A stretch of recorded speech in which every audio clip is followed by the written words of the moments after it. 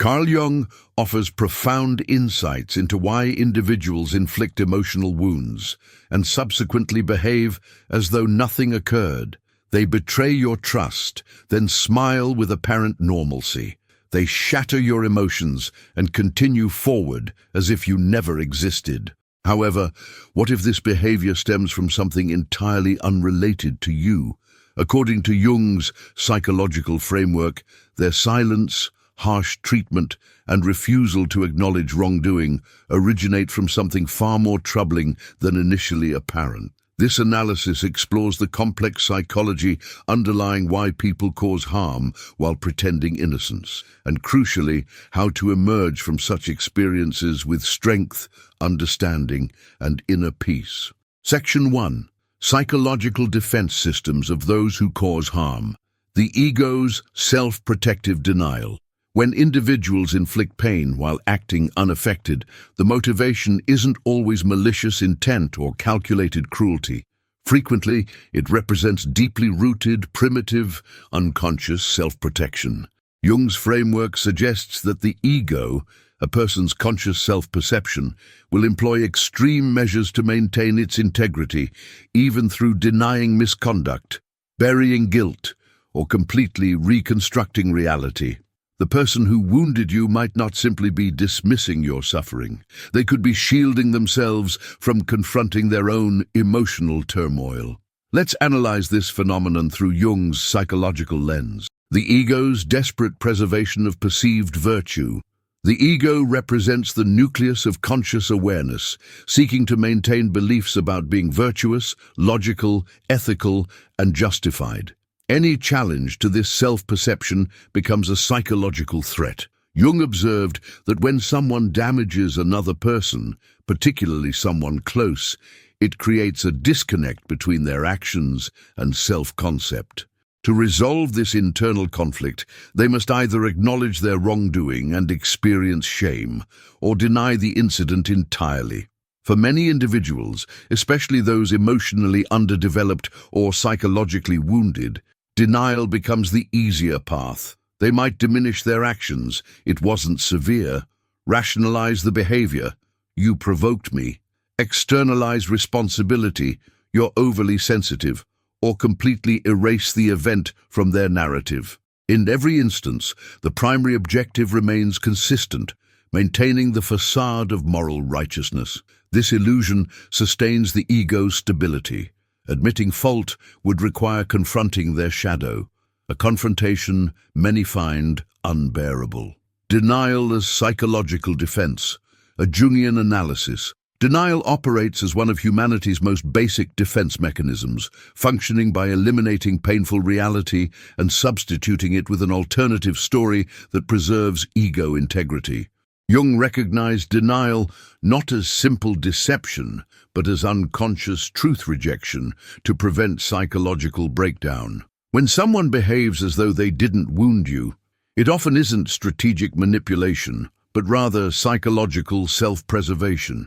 They reject reality not only from you, but from themselves. They've reconstructed memories, altered conversations, and reframed themselves as misunderstood victims or innocent observers. Externally, they appear indifferent or cold. Internally, they're imprisoned within fragile psychological constructs. They cannot acknowledge fault because doing so would unravel the deceptive foundation supporting their self-esteem. Guilt and shame. Avoidance. Jung believed guilt and shame ranked among humanity's most frightening emotions. These feelings don't merely wound the ego, they destroy it. Individuals who harm others often carry tremendous guilt they cannot process, so they banish it instead. They bury it within the unconscious and disguise it through arrogance, denial, or rage. Paradoxically, increased guilt denial correlates with repeated harmful behavior. Without conscious acknowledgement and integration of destructive actions, no healing occurs. The cycle perpetuates along with the suffering. This explains how the same person can repeatedly wound you. In their reality, they never truly harmed you initially. The compartmentalized psyche. Another reason people hurt others while appearing unaffected relates to Jung's concept of psychological fragmentation. The self becomes divided. One aspect can be cruel, vindictive, or emotionally abusive, while another remains charming, friendly, and rational. These aspects don't communicate. The pleasant persona doesn't acknowledge the abusive persona. They exist in separate psychological chambers. When they act normally, it's not always in sincerity.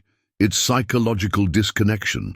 They can maintain eye contact, smile, and behave normally not because they've forgotten the incident, but because the part of them interacting with you cannot access the memory or guilt of their actions. It's like switching emotional personas. The current mask doesn't recall the previous mask's behavior. This pattern appears particularly in individuals with unresolved trauma, narcissistic characteristics, or profound emotional wounds. They've learned to dissociate from pain by creating multiple psychological compartments, each designed to prevent internal conflict. Jung's persona concept and denial's role. Jung described the persona as our social mask, the aspect that adapts to roles, expectations, and social norms. The person who wounded you may be deeply attached to a persona declaring, "I'm an excellent parent, I'm a devoted partner," or "I'm a trustworthy friend." When their behavior contradicts this persona, they must choose between truth and illusion. Most will grasp illusion by maintaining their role and acting as though everything remains normal. They're preserving their identity grip. Admitting truth would mean acknowledging not only that they hurt you, but that their entire self-concept contains flaws, an intolerable realization for many. Unconscious pattern repetition.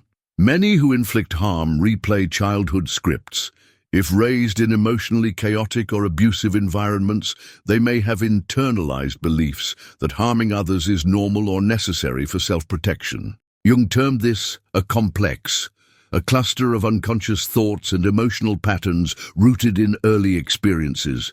These complexes operate like emotional time bombs. When triggered, the person reacts automatically, defensively, destructively.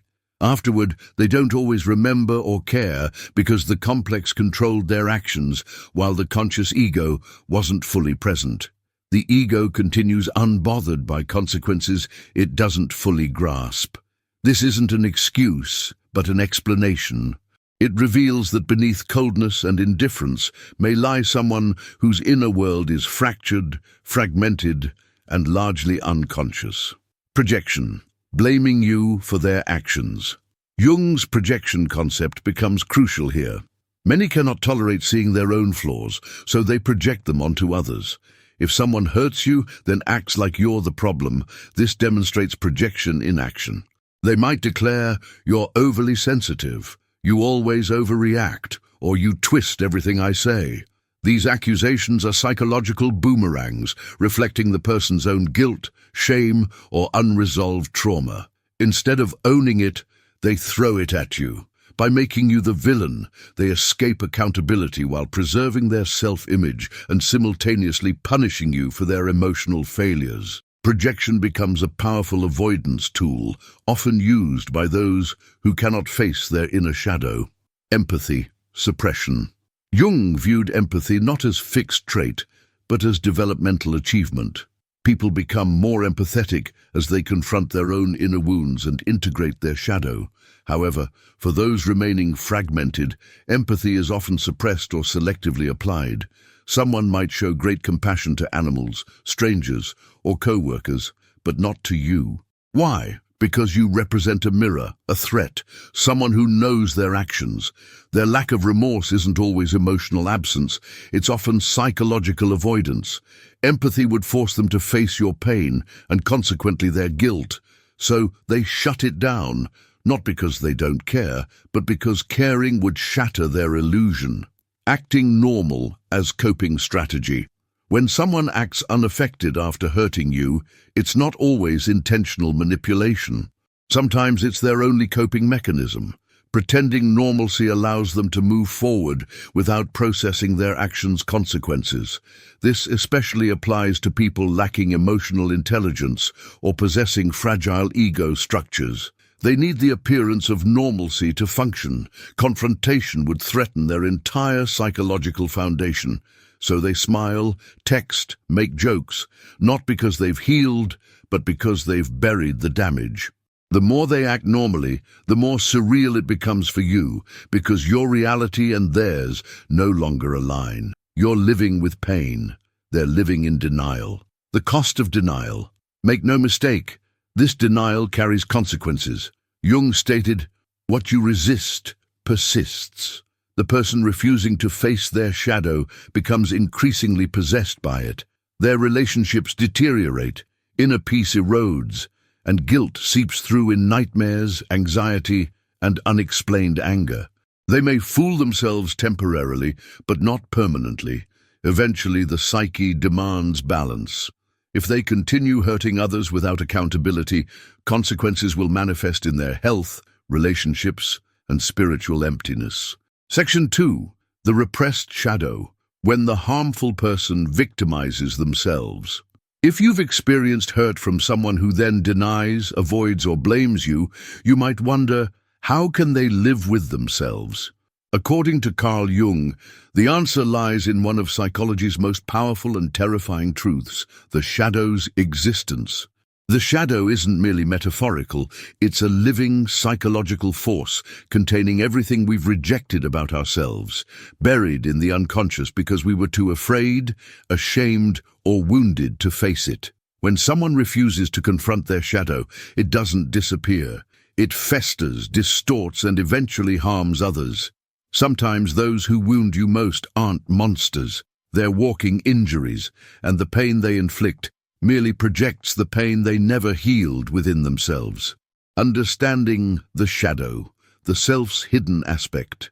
Jung described the shadow as the psyche's dark side, containing all disowned aspects of ourselves, our rage, envy, cruelty, fear, selfishness, and woundedness. From early age, we learn what's acceptable and what isn't. We then repress unacceptable parts into the unconscious. However, repression isn't deletion. The shadow remains alive, influencing behavior from behind the scenes. When particularly intense, when someone is full of unresolved pain, they may become consumed by their shadow unknowingly. In this state, they no longer act as whole persons, but as fragmented psyches, split between socially acceptable masks and buried, chaotic underworlds. When the shadow remains unconscious, it controls behavior. Jung warned, until you make the unconscious conscious, it will direct your life, and you will call it fate. If someone refuses to face their hidden aspects, those aspects will control them. The unconscious shadow doesn't sit quietly. It emerges during stress, insecurity, or emotional vulnerability. Instead of honest expression, it projects onto others. That's when damage begins. Someone repressing their own fear may accuse you of instability. Someone disowning their anger may lash out when feeling vulnerable. Someone never allowed to cry may shame you for emotionality. Someone who never knew love may punish you for loving them.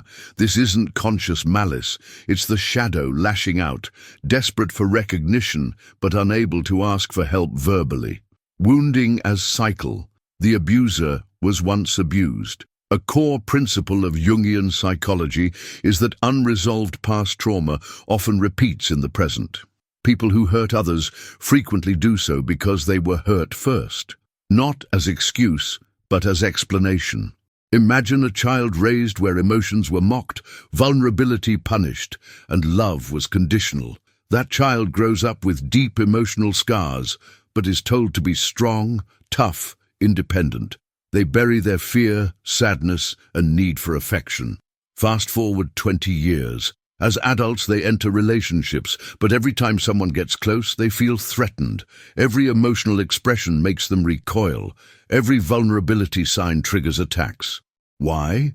Because your vulnerability awakens their buried pain. Your affection makes them feel unworthy.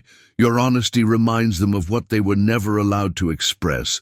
So instead of welcoming your love, they reject it. When they hurt you, they feel justified, not because you did anything wrong, but because their inner world remains stuck in defensive war mode. emotional possession, when the shadow takes control. Jung described something chilling. People don't have complexes. Complexes have them. When someone is triggered, when their deepest wounds are touched, they may be overtaken by an unconscious complex. It's like emotional possession. They might speak words they don't mean, act cruelly, coldly, destructively. They may hurt you without apparent remorse. But after the storm passes, they might feel confused, detached, or even amnesiac about their actions. Why? Because the shadow was in control, and their conscious ego had been temporarily overridden. This is common in relationships where trauma is activated. Unless the person does deep inner work, the pattern continues, not because they want to hurt you, but because they don't know who's driving anymore. Self-rejection becomes other rejection. Those who repress parts of themselves often judge others extremely harshly. Why? Because what they hate in you is what they've buried in themselves. If someone attacks your sensitivity, it may be because they were never allowed to be sensitive. If someone mocks your dreams, it may be because they abandoned theirs. If someone shames your pain, it may be because they never got to express their own. This is projection at its core, but more than that, it's externalized self-rejection. They hurt you because they see in you a reflection of their own wounded self. Instead of embracing that reflection, they smash the mirror. Lack of integration leads to destruction. In Jungian terms, integration is the process of facing, accepting, and healing the psyche's hidden parts. Without integration, a person remains at their shadow's mercy. The more they run from it, the more powerful it becomes. This explains why people who seem composed externally can sometimes act shockingly cruel behind closed doors. Their nice persona is just that, a surface mask hiding internal storms. When that mask slips, when stress, love, or vulnerability triggers the shadow, what emerges can be terrifying, not just for you, but for them too. But because they don't understand what's happening, they deny it, pretend they're fine, and act like you're the problem. This is why being hurt by someone close can feel so disorienting. You're not just dealing with one person, you're dealing with a fractured psyche locked in self-conflict. The internal battlefield, guilt, shame, and emotional numbness. People consumed by their shadow often live in chronic guilt or emotional numbness. Guilt gnaws at them, but instead of healing it, they bury it deeper. Numbness becomes a shield, a way to survive in a world that feels too painful to face. When you arrive, someone offering honesty, vulnerability, or affection, it disrupts their defenses. Your presence stirs something they're not ready to handle, so they shut down, push you away, hurt you. Afterward, they go cold, not because they're heartless, but because their soul has learned to freeze for survival. This isn't abuse romanticization, but explanation of the internal chaos behind it. Many people who act uncaring are actually feeling more than they can handle. They're just not equipped to process it. The shadow cannot heal in isolation. Here's a painful paradox. Jung understood well. The person who hurts you may desperately need healing, but they won't find it alone. Yet they're too ashamed or afraid to reach out, so they stay trapped. Trapped in patterns of pushing away the very people who could help them heal. Trapped in beliefs that vulnerability equals weakness. Trapped in illusions that they're better off numb. Because they can't own their pain, they pass it on. You become the emotional repository for everything they couldn't handle. Your heart becomes the battleground for their inner war. Unless you recognize this, you'll keep trying to save them at your own expense. Compassion versus complicity. Jung emphasized that understanding someone's shadow doesn't mean excusing their behavior. You can have compassion without being complicit in their destructiveness. Recognizing that someone is a victim of their own wounds doesn't mean you should stay and be their emotional punching bag. In fact, walking away may be the most healing choice for both of you. Sometimes the only way a person will face their shadow is when they lose the person who was willing to love them through it. And sometimes the only way you will heal is by refusing to carry what was never yours. The truth about why they hurt you and pretended not to the truth is this: they hurt you because they're hurt. They acted like nothing happened because facing what happened would destroy the image they built of themselves. They denied your pain because it reminded them of their own. But none of that means you deserved it. You were just the surface their shadow needed to emerge, the mirror that showed them what they refused to see. When that got too real, they chose to look away, not because they didn't care, but because they didn't know how to care for themselves. Section 3. Why they don't apologize. The split between ego and soul. You've been deeply wounded, but what may cut deeper than the wound itself is their refusal to acknowledge it. No apology, no recognition, just silence or worse, indifference. You begin questioning yourself. Did it really happen the way I remember? Am I overreacting? According to Carl Jung, the inability or refusal to apologize isn't merely poor manners. It's a symptom of profound psychological split between the ego, the mask we wear, and the soul, the deeper truth within us. People don't apologize because they don't want to admit who they really are, or more precisely, they're terrified to see the parts of themselves they've spent a lifetime hiding. The ego's addiction to innocence. At the root of a non-apologizer lies the ego's obsessive need to feel morally clean. Jung taught that the ego is a fragile, constructed identity that filters how we see ourselves and how we want the world to see us. This ego says things like, I'm a good person. I would never intentionally hurt someone. If something went wrong, it must have been their fault. Now, if that ego admits wrongdoing, even a small one, it risks cracking. And if it cracks, all the uncomfortable truths it's been holding back will begin to flood in. Guilt, shame, remorse, unworthiness, emotional collapse. That's why for many people, refusing to apologize isn't arrogance. It's self-preservation. They protect their innocence like a dying animal protects its final breath. To say I'm sorry would mean facing the reality that they are capable of harm, and that truth is too destabilizing for a psyche built on denial.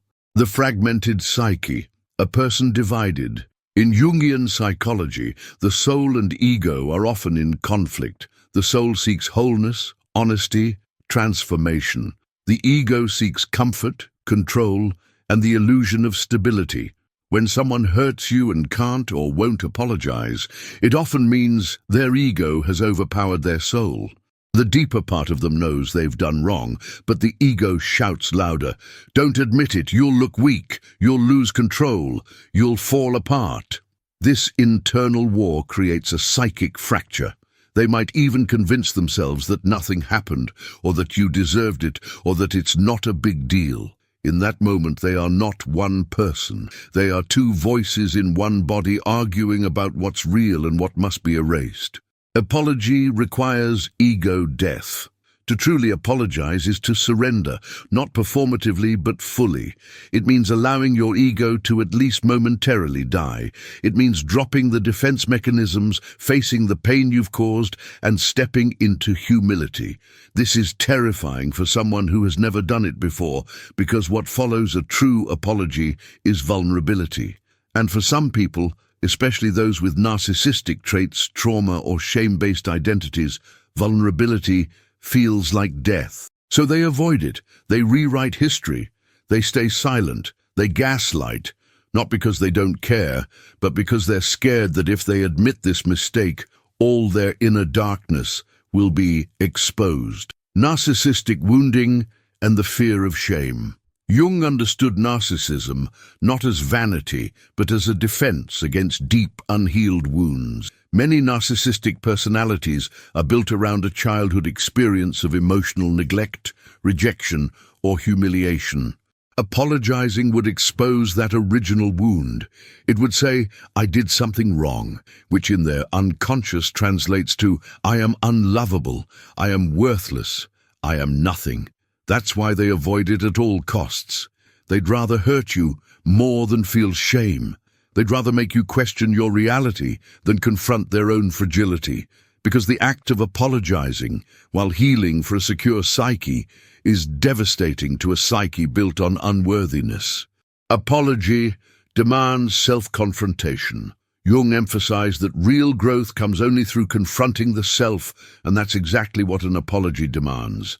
To say, "I'm sorry," is to say, "I see what I did. I accept that I hurt you. I take responsibility." For someone disconnected from their inner world, that is too much reality at once.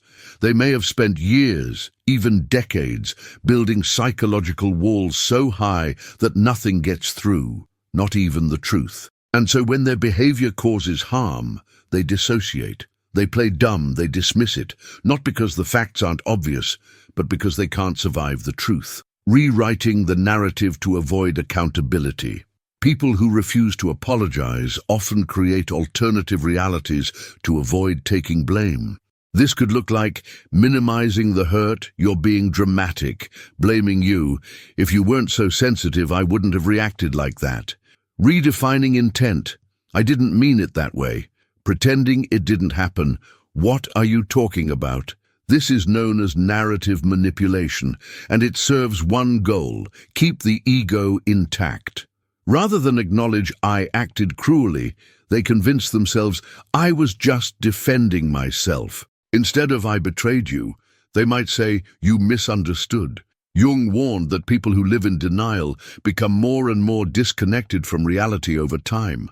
And the longer they avoid apologizing, the harder it becomes, because now they're not just defending an action, they're defending an entire worldview. Apology requires empathy, and empathy requires integration. Empathy is the emotional bridge between two people, but in Jungian thought, empathy requires self-awareness. You cannot feel into another's experience if you are cut off from your own. Those who can't apologize are often emotionally disintegrated. They've locked away their own pain, which means they can't access yours. Your suffering may even trigger their own buried emotions, and that's why they shut it down. To apologize means letting your guard down and stepping into someone else's emotional world. But if you've never faced your own emotional world, that's impossible. That's why many people, especially those who grew up in emotionally repressive environments, find it easier to shut down than say, "I was wrong." Jung's individuation, the path to a real apology. Jung's concept of individuation, becoming a whole, integrated self, requires facing your shadow and owning your wounds. It means aligning ego and soul, not letting one dominate the other. A sincere apology can only come from someone who has begun this process. They've looked at their mistakes. They've felt their shame. They've confronted the inner demons that drove them to hurt others, and now they have enough inner strength to say, "I'm sorry." But someone who hasn't individuated, someone still ruled by ego and unconscious fear, will rarely apologize. Not because they don't feel sorry, but because they lack the psychological structure to express it. They are still fragmented, and fragmented people don't take responsibility, they take cover. What happens when you wait for an apology that never comes?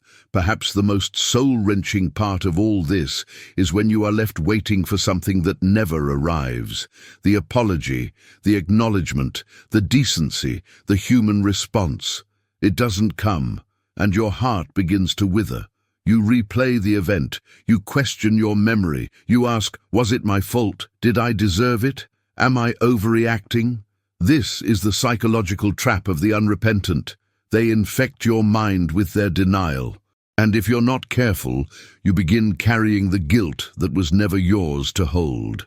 Jung warned of this psychic contamination. When one person refuses to own their shadow, it can seep into the unconscious of the other, especially in close relationships. So if they won't apologize, you must, not to them, but to yourself, for doubting your pain, for tolerating their silence, for waiting for them to become someone they're not yet capable of being. Why some people will never say, "I'm sorry."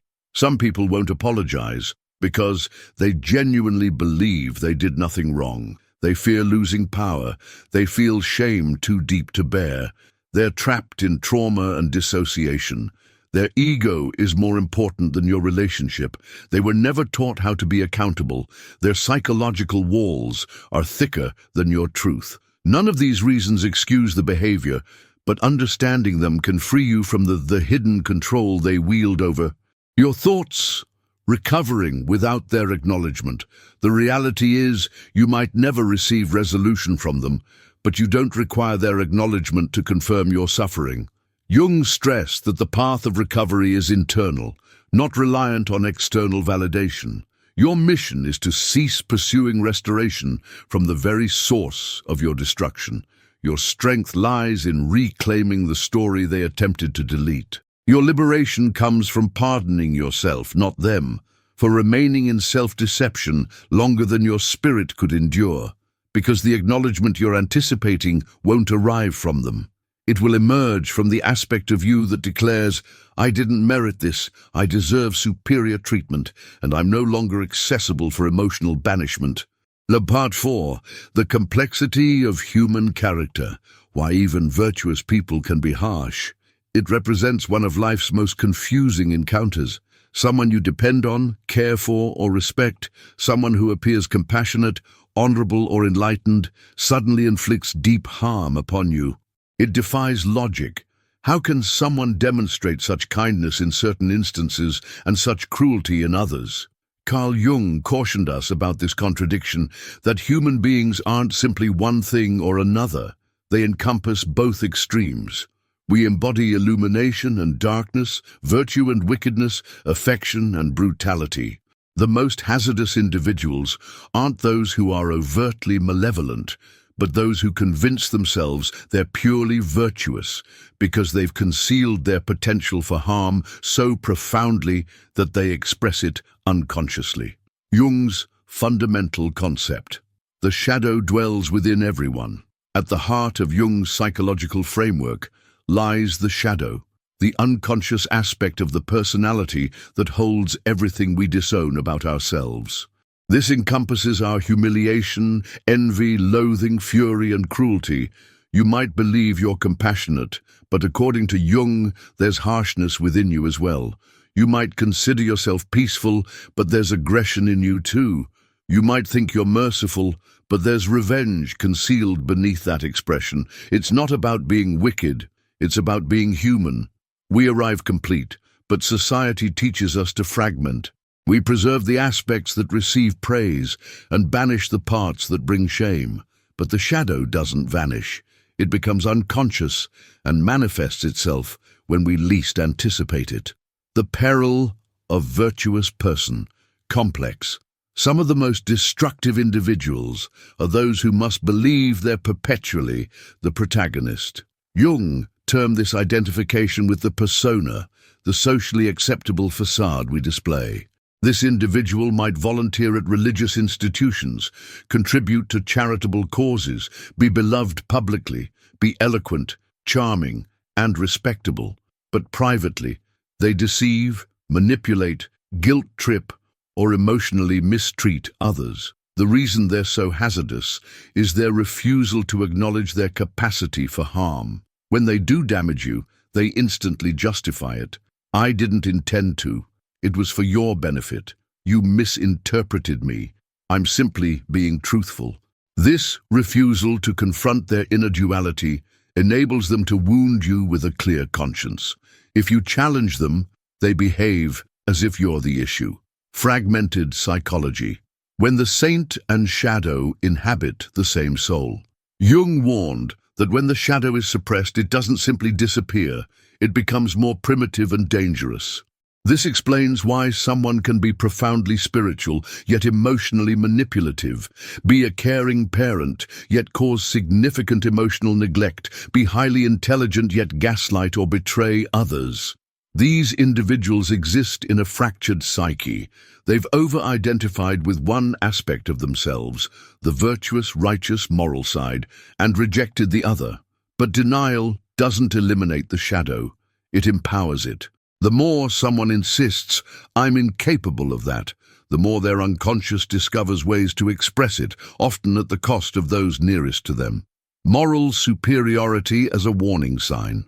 One of Jung's most crucial insights. People who present themselves as morally superior often possess the darkest shadows. Why? Because the more light you project in one direction, the darker the shadow behind you becomes. The person who constantly preaches about virtue, forgiveness, or righteousness may be doing so to avoid confronting their own internal contradictions. They speak about love but don't embody it. They discuss compassion but ignore those they wound. They talk about healing but dismiss your suffering. Their virtue becomes their disguise, their kindness becomes a tool of control, their reputation becomes a barrier against responsibility. When they harm you, they'll hide behind that image. "I'm not that type of person," they'll claim, and everyone will believe them except the person who knows their reality. Passive aggression, the shadow's preferred weapon of the virtuous. When someone is overly identified with being pleasant, they don't express their anger directly. Instead, it seeps out sideways through passive aggression. Examples include making comments that aren't truly jokes, withholding affection as punishment, saying, "I'm fine," while clearly being hostile, sabotaging you in subtle ways, playing the victim after they hurt you. These behaviors are common among people who can't consciously acknowledge that they're angry, resentful, or envious. So instead of saying, "I'm upset," they find covert ways to assert dominance. This is shadow behavior, unrecognized, unowned, and deeply damaging. Projection. When their unseen darkness becomes your load, when someone can't face their own capacity for cruelty, they project it onto others. They'll say, "You're manipulative, you're toxic, you're making me out to be the villain," but really, they're describing themselves. They are projecting their shadow onto you so they don't have to deal with the dissonance of being the antagonist. Jung said, "Everything that irritates us about others can lead us to an understanding of ourselves, but these individuals refuse to take that journey. Instead, they make you the villain in the story they're too afraid to rewrite." The cruelty of denial. It may not seem like cruelty when someone says, "Let's just move forward," or "I don't want to discuss it." But when you're in pain, deep emotional pain, denial is cruelty. Refusing to acknowledge harm doesn't erase the wound, it multiplies it. Jung recognized that one of the worst things someone can do is refuse to see what they've done. Not only does it invalidate your experience, it forces you to carry the weight of a reality they've abandoned. You end up holding their guilt, their shadow, their silence, and wondering if you're insane. That's not an accident, it's psychological projection and emotional outsourcing, and it's what people do when they lack the courage to look in the mirror. How pleasant people get away with abuse. Because society often rewards politeness, charisma, and surface-level decency, many people who harm others fly under the radar. Their cruelty is not dramatic, it's subtle. Their control is not physical, it's emotional. Their abuse is not violent, it's psychological. When you try to speak up, people don't believe you. "They would never do that," they say. "He's such a wonderful guy, she's always helping others." But what they don't see is how the person weaponizes their goodness to avoid accountability.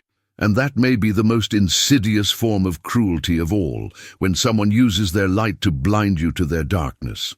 Integration is the only path to wholeness. Jung was clear, no one becomes whole by pretending to be perfect. We only heal when we confront the parts of ourselves we're most ashamed of. When we say, "Yes, I can be selfish. Yes, I have the capacity to hurt. Yes, I've failed people. Yes, I've lied, denied, or been unfair." Only through this radical honesty can we integrate the shadow. Only then can we stop acting out harm unconsciously. But most people don't want wholeness. They want comfort. They want to keep the illusion intact. And as long as they do, their shadow will keep hurting others, especially those who dare to get close. While their cruelty doesn't cancel their goodness, it must be acknowledged. Jung never said that people are all good or all bad. He believed we are both. That means someone can genuinely love you and still hurt you. Someone can be generous and still be manipulative. Someone can be spiritual and still be abusive. The point is not to demonize them, but to stop romanticizing them. Stop giving people free passes because they have a good heart. Stop waiting for consistency from someone who is fragmented. Stop believing that cruelty doesn't count if it's done with a smile. Good people can do bad things, and if they're not willing to face that, they'll keep doing them. Part 5. Why you attract people who hurt you. It's a pattern that feels like a curse.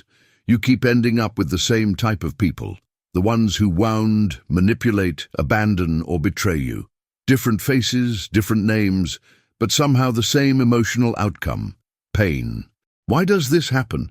Why do you attract people who hurt you even when you swear you've learned your lesson? According to Carl Jung, the answer lies not in what you consciously want, but in what your unconscious seeks. You are not just attracting people. You are recreating internal dynamics, reliving unresolved wounds, and unconsciously trying to finish stories that were never given a proper ending. The unconscious is the true matchmaker. Most people assume they choose their relationships logically, based on compatibility, attraction, or shared values. But Jung's work reveals something deeper. You don't just pick people with your mind, you draw them in with your unconscious. If you have unhealed wounds, especially from childhood, your unconscious will seek out people who trigger those wounds. Not because you want more pain, but because your psyche is trying to resolve what's unresolved. This is the psychological phenomenon known as repetition compulsion. You unconsciously repeat painful dynamics from the past, hoping this time it will be different, hoping that this time the person will stay, will love you right, will see your worth. But they don't, and the cycle repeats until you become conscious of what's really going on. Repetition, compulsion, reliving the old wounds. Let's say you grew up with a parent who was emotionally unavailable.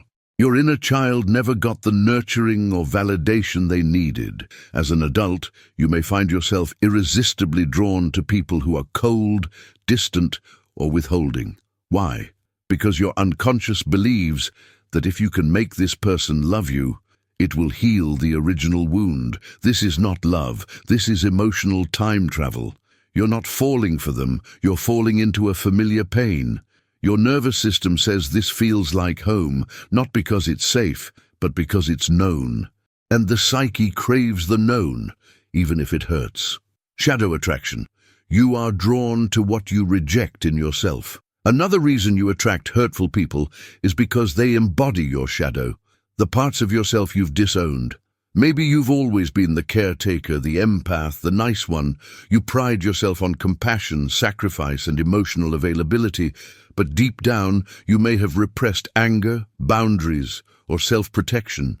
So what happens? You attract someone who lives out those repressed traits, but in toxic form. They're selfish, cold, dismissive. What you won't be, they are. What you suppress, they express. And in a twisted way, this completes you. Jung said, the meeting of two personalities is like the contact of two chemical substances. If there is any reaction, both are transformed. But without consciousness, the reaction becomes destruction. You're not just hurt by them, you're magnetized to them because your psyche is screaming, look at what you're hiding from yourself. Childhood imprints. When trauma becomes your love language. Your first experience of love was your blueprint. If love came with conditions, criticism, or chaos, your nervous system encoded that as normal. So as an adult, you mistake trauma responses for chemistry. You think the butterflies are attraction when they're really anxiety. The silence is mystery when it's actually emotional unavailability. The hot-cold dynamic is passion when it's actually manipulation. Your body remembers what your mind forgot, and that's why you keep ending up with people who make you feel small, desperate, and unworthy, because deep inside you still believe this is what you have to survive to earn love. You're not addicted to them, you're addicted to the pattern. It's easy to think you're hooked on a person, but often what you're really addicted to is the emotional loop. The highs and lows, the validation and withdrawal, the hope that maybe this time they'll change, that this time you'll be enough. Jung would call this a neurotic attachment, an unconscious loyalty to your pain. And as long as you're not aware of it, it will control you. You'll keep choosing people who hurt you, not because you like pain, but because pain is familiar. It's what you were trained to tolerate, and somewhere inside, it still feels like love. The savior complex. Trying to heal others to avoid healing yourself. Many people who attract toxic partners are natural empaths or healers. They see someone's wounds and think, if I just love them enough, they'll change. This is noble but deeply unconscious. Often you're trying to heal them to avoid healing yourself. Focusing on their pain lets you ignore your own. Their chaos gives you a purpose. Their brokenness makes you feel needed. But healing doesn't work that way. You can't save someone who isn't ready, and trying to rescue them becomes a form of emotional self-abandonment. You ignore your needs, silence your pain, and shrink your light, all to fix someone who never asked to be fixed. That's not love. That's martyrdom. And Jung would say it's your shadow wearing a halo. Your aura attracts what you haven't resolved. Jung believed that the psyche emits energy, and this energy pulls people towards us, not just consciously but vibrationally. If your energy is full of unhealed abandonment, betrayal, or worthlessness, you may attract people who match that frequency, not because you deserve it, but because energy seeks resonance. That's why, when you begin healing, certain people naturally fall away. Not because they changed, but because you did. Your field no longer matches their chaos. Your body no longer tolerates what your soul used to call love. This is how you break the cycle, not by changing them, but by changing what in you was still calling them in. Lack of boundaries, an open invitation for abuse. People who hurt others often seek out those with weak boundaries, not because they're evil, but because they unconsciously seek control. If you don't know how to say no, express anger, or walk away, you become an easy target. This doesn't make you weak. It makes you wounded. Jung taught that boundaries are not walls. They are structures of self-worth. When you lack them, it's often because you were never taught that your needs matter. You learned to earn love by pleasing others, not protecting yourself. So when someone crosses your line, you justify it. When they mistreat you, you rationalize it. When they withdraw, you chase. And the cycle continues, not because you like being hurt, but because your inner child is still trying to win love by being good. Romanticizing pain as depth. Some of us associate suffering with depth. We think that if a relationship is turbulent, dramatic, or painful, it must be real, passionate, meant to be. But this is trauma speaking, not truth. Jung warned that unresolved trauma can seduce us into believing that pain is spiritual, that suffering is romantic, that chaos is a soulmate sign. It's not. Love is not proven by how much you're willing to endure. It's proven by how safe, seen, and strong you become in someone's presence. If you keep attracting pain, it's not because you're cursed. It's because your wounds still think love requires suffering. Unconscious guilt, when you think you deserve the hurt. Deep inside many people lies an invisible shame. I am too much.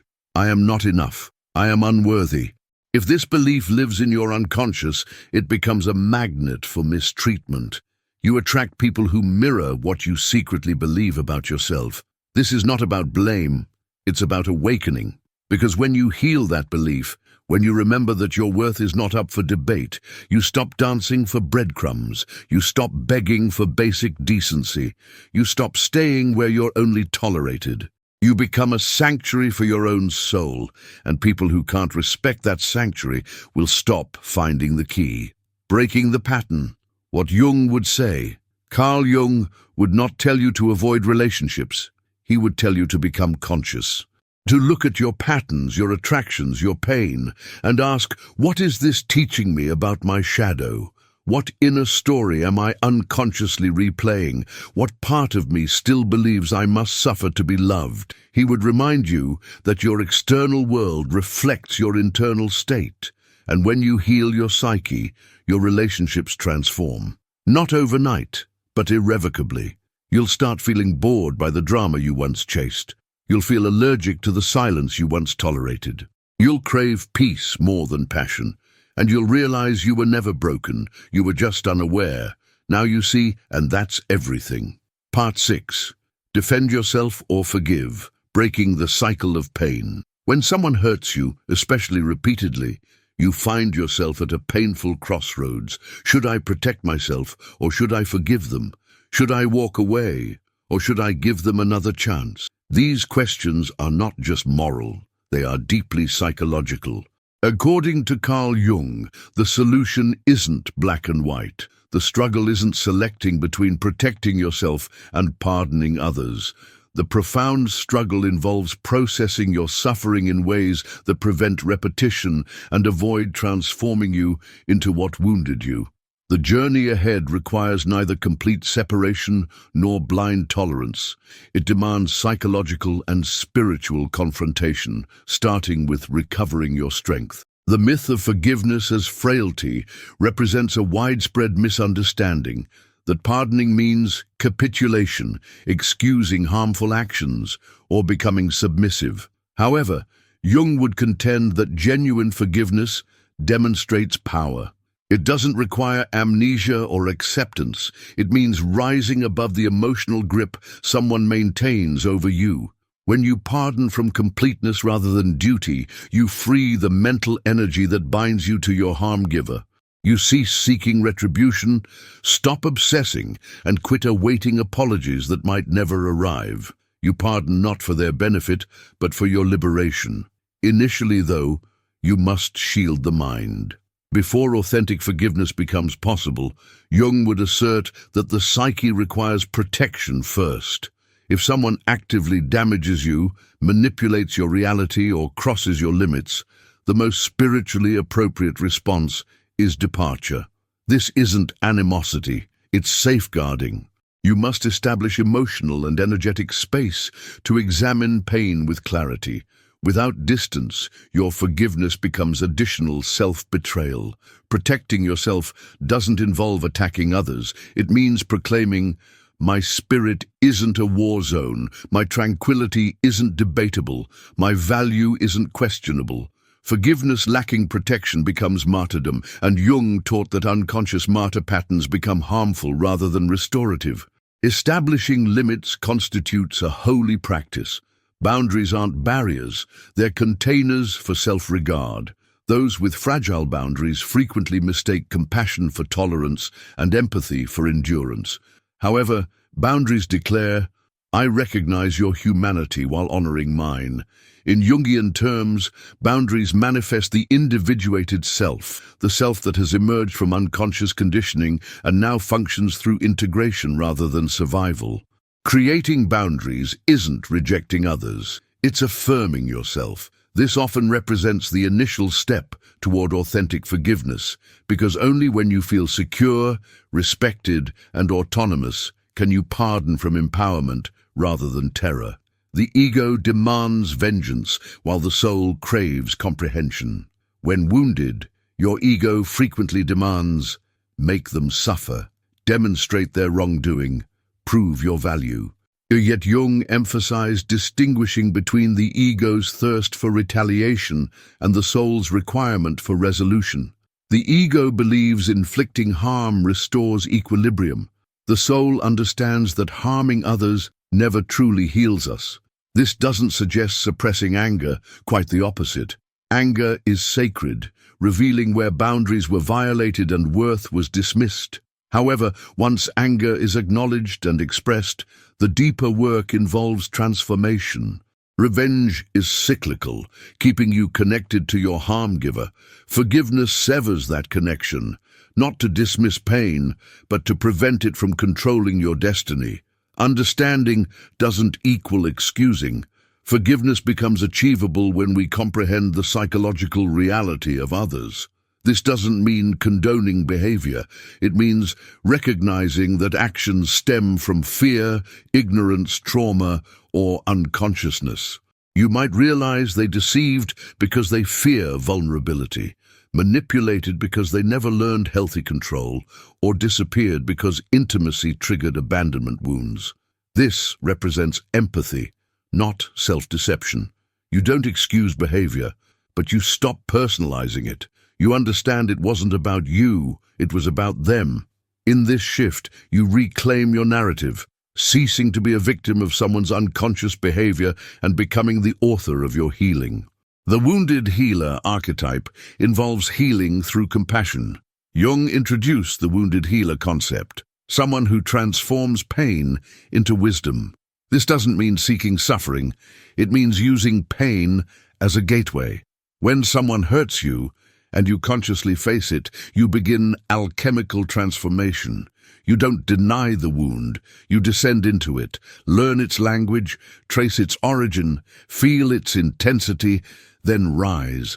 Forgiveness becomes more than releasing others. It becomes self-rebirth. The wound doesn't vanish, it becomes a scar, reminding you not of what broke you, but what shaped you. What occurs when you forgive prematurely?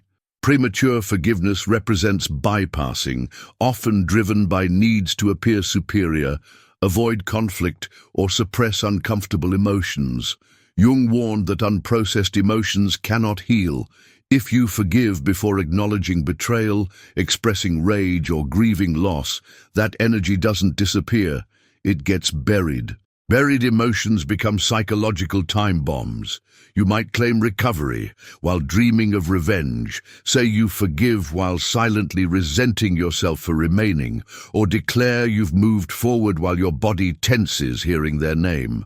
Forgiveness must follow honoring the complete emotional experience, not as a shortcut, but as culmination. Forgiveness without contact, closure, originates internally.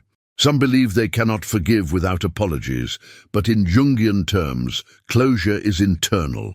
Waiting for apologies keeps healing in others' control, suggesting they owe you peace. However, peace isn't something they can provide. It's something you must claim. You can forgive without reconciliation, find closure without conversation, bless from distance. When the need to explain, confront, or prove disappears, you know you've truly forgiven, not because it didn't matter, but because you matter more. Self-forgiveness, the forgotten step. In every painful relationship, you're usually hardest on yourself. You replay ignored signs, regret staying too long, hate yourself for what you tolerated. This internal shame becomes more damaging than the original wound. Jung emphasized that self-forgiveness is essential for wholeness. You are both the wounded and the one who abandoned yourself. Forgive yourself for needing love, hoping they'd change, not being ready to leave. You didn't fail. You were learning, loving, trusting, and now you're awake. Self-forgiveness isn't letting yourself off the hook. It's calling yourself home, distinguishing between forgiveness and reconnection. Forgiving someone doesn't mean letting them back. Forgiveness is internal release. Reconnection is external choice. Jung would argue that unless others have done deep shadow work and faced their inner demons, they'll likely hurt you again. You can forgive while never speaking again, forgive while blocking their number, forgive while saying, "You're not safe for me." That's not pettiness, that's maturity. Forgiveness is a gift you give yourself. Reconnection is a privilege they must earn. The alchemy of forgiveness, transforming pain into power. Jung used alchemy metaphors to describe psychological transformation. In alchemy, base metals become gold. In the psyche, trauma becomes wisdom.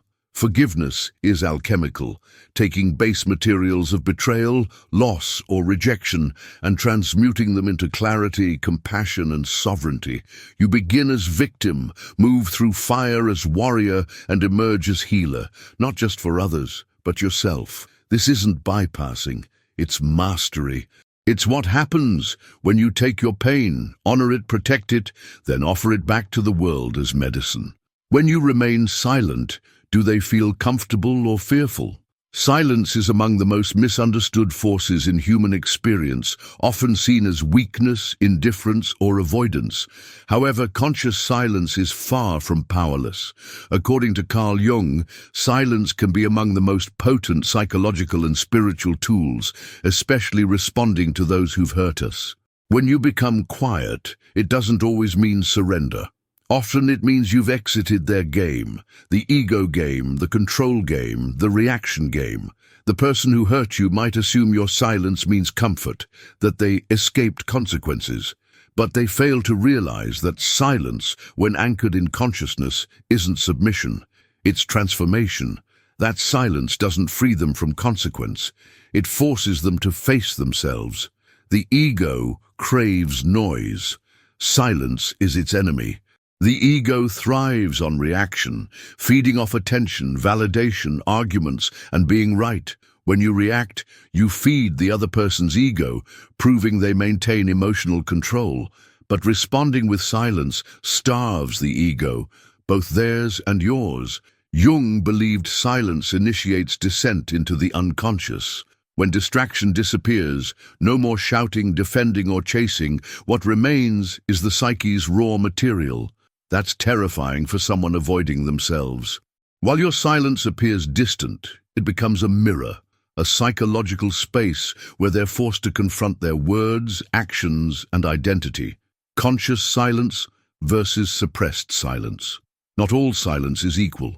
There's silence from fear of conflict, rejection, or abandonment. That's suppressed silence, filled with anxiety, self-betrayal, and shame. Conscious silence is entirely different, not avoidance but alignment, not repression but self-respect, not punishment but power. Conscious silence arises when you know speaking won't lead to truth, arguing won't create change, and engaging would only pull you back into dynamics that no longer serve your soul. Jung taught that sometimes the most transformative action is withdrawing energy, not as strategy, but as sacred self-preservation, silence as a mirror for the unconscious. The person who hurt you may appear unaffected by your silence, continuing to post, smile, and pretend nothing happened. But if they're remotely connected to their psyche, your absence begins working on them internally. Why? Because silence removes distraction, and in its place, the unconscious speaks. Jung said, "People will do anything, however absurd, to avoid facing their soul. Your silence removes that avoidance. Without your attention, they can't project.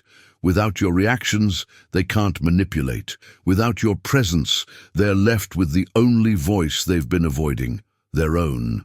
In that stillness, truth becomes louder. Silence doesn't equal forgiveness or forgetfulness. Many assume that stopping communication means letting go, but Jung would argue that silence doesn't imply resolution. It implies processing.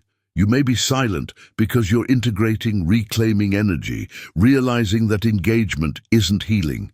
It's reopening wounds. Just because you're not expressing pain doesn't mean it's absent. Sometimes silence signals that you've finally taken pain seriously enough to stop sharing it with undeserving people. Your silence becomes a boundary declaring, this space is for healing, not your performance. The psychological effect of your silence on them.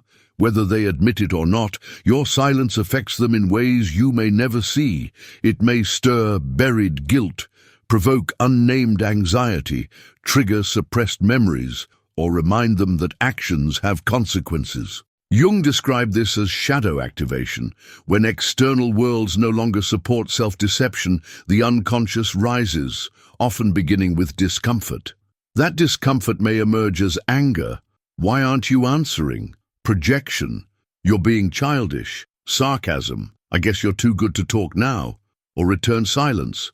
But underneath lies psychic disturbance telling them, even if they deny it, something has shifted and I can't control it anymore. Ooh, why silence can be more terrifying than confrontation. When you confront someone, they can fight back, defend themselves, twist words, or play victim. But when you go silent, they lose the script. They're no longer controlling the narrative. They don't know what you're thinking, feeling, or planning next. That uncertainty is unbearable for people who rely on control for safety. Often they prefer your anger to absence because anger means connection and emotional investment. But your silence signals something far more powerful than difference.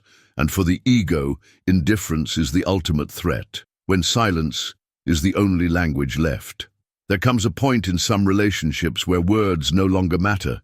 You've explained, expressed, cried, and pleaded, yet nothing changes. That's when silence becomes your only honest response, not from spite, but from exhaustion and awakening. You stop explaining to those committed to misunderstanding. Stop begging for apologies that only insult intelligence. Stop proving pain to people who never valued it. Silence becomes sanctuary, where truth can breathe without distortion, where hearts can rest from defending their validity. Energetic detachment, the hidden force behind silence. From Jungian and spiritual perspectives, silence isn't just noise absence, it's energy withdrawal. Energy, more than words, bonds us. When you stop responding, you're not just ignoring them. You're cutting invisible cords, declaring, "I no longer give you access to my psychic space." This detachment is felt on levels they may not understand. They may feel restless, agitated, needing to reach out, not from love but discomfort.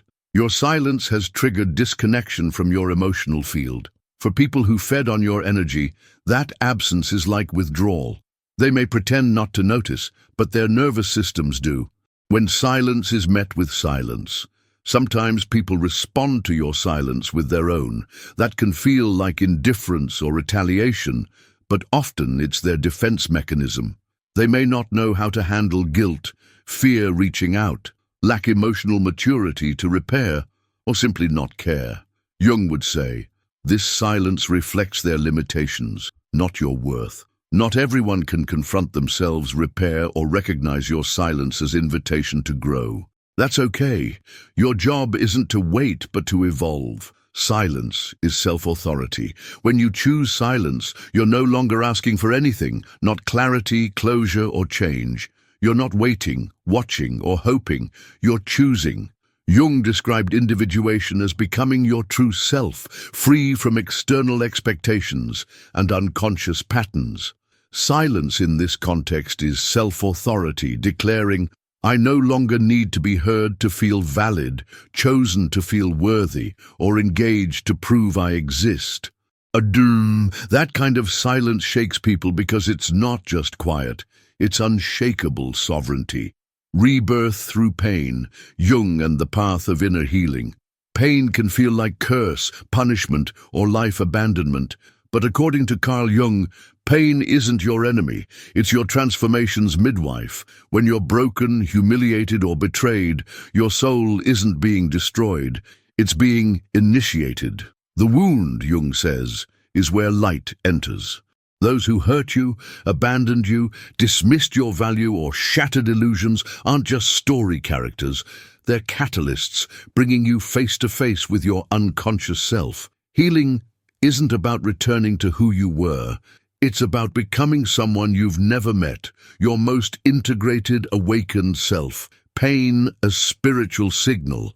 Pain from Jung's lens isn't just symptom, it's signal, telling you something in your psyche is misaligned and needs seeing, honoring, and transforming.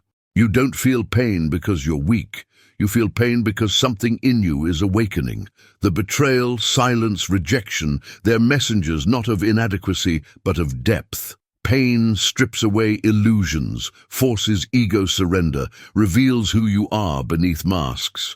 This is why Jung believed pain, especially emotional pain, is a portal, an invitation to begin the most sacred journey into the self, the descent, entering the inner underworld. Every healing journey begins with descent. Jung compared this to mythological figures who journeyed into underworlds, Orpheus, Persephone, Christ in the tomb. In darkness, something essential is found. Your descent may begin with heartbreak, silence from loved ones, realizing they never saw you as hoped or fantasy collapse. In this underworld, you face avoided truths. I gave too much, ignored red flags, mistook control for love, stayed because I was scared to be alone. These truths hurt, but liberate, because once you see them, you can't return to who you were. You're now on the healing path, not by choice, but because pain chose you. Confronting the shadow is healing. Jung taught that the shadow isn't just what's wrong with you, it's what's missing. It contains parts you rejected, denied, or gave away to be loved. When someone hurts you, they often reflect your shadow, your inability to speak up, fear of being alone, desperation to be chosen, tendency to abandon yourself. Healing begins when you stop blaming them and start reclaiming you. You ask, where did I first learn that love equals pain? Why do I tolerate being minimized? What in me felt unworthy of consistency? This isn't self-blame, it's self-recovery. You're not the cause of your pain, but you're the only one who can rescue yourself from it. The ego breaks so the soul can emerge. When hurt, your ego breaks. The identity you built, the self who thought, I'm in control, or they'd never leave, or if I love enough they'll stay, collapses. This collapse is painful, feeling like death, and in a way, it is. But Jung insisted that ego death is soul birth. You're not being punished, you're being stripped of what isn't real, what isn't you, what was built to protect, but now prevents full living. Through this death, you become authentic. Through shattering, you become whole. Through grief, you're born again. Integration, making peace with every part of you. Healing isn't about getting over pain, it's about integrating lessons. You bring your inner child into light. Reclaim the part that betrayed yourself to be loved. Honor the one who stayed too long because they didn't know better. Thank the part that broke because that's how the soul got through. Jung believed true healing isn't about becoming a new person. It's about becoming more yourself, not the you shaped by trauma, but the you hidden by it. Integration means all parts of you, especially wounded ones, finally come home. Letting go of the fantasy. One of healing's hardest parts is releasing the fantasy, not just of who they were, but who you were trying to be for them. You mourn not just the relationship, but the story, the belief that they would finally see you, that with more patience it would work, that love could fix what trauma created. Jung called this individuation, becoming real, whole, free of illusions. Letting go of fantasy hurts because it was your hope, but hope based on fantasy is bondage. Hope based on truth is freedom. You don't heal by holding on. You heal by grieving what was never real and making space for what is. Becoming the healer you needed. Through pain, you become what you were always searching for, not accidentally, but necessarily. You become the safety you never had, the voice you never heard, the strength you never saw, the compassion you never received. This is what Jung meant by becoming the wounded healer. Not someone who rescues others to avoid their pain, but someone who has faced darkness and now carries light. You don't need to be perfect. You need to be present with yourself, your pain, your truth. That presence is what heals you and the world. Healing is circular, not linear. Jung warned that healing isn't a straight line. It's a spiral. You'll revisit the same wounds, but each time from higher perspective. You'll feel anger again, miss them again, doubt progress, cry on random Tuesdays. That doesn't mean you're failing. It means you're human. Healing isn't about erasing the past. It's about learning to live with it without letting it define you. Each time wounds resurface, you meet them with more compassion, wisdom, and strength until one day the wound is no longer a trigger. It's a teacher. The return, living with an open heart. After the descent, confrontation, breaking, and integration comes the return. You return to life, connection, joy, but differently. You no longer abandon yourself for others, confuse intensity with intimacy, or chase love that asks you to shrink. You move through the world with an open heart and guarded soul, not from fear, but reverence.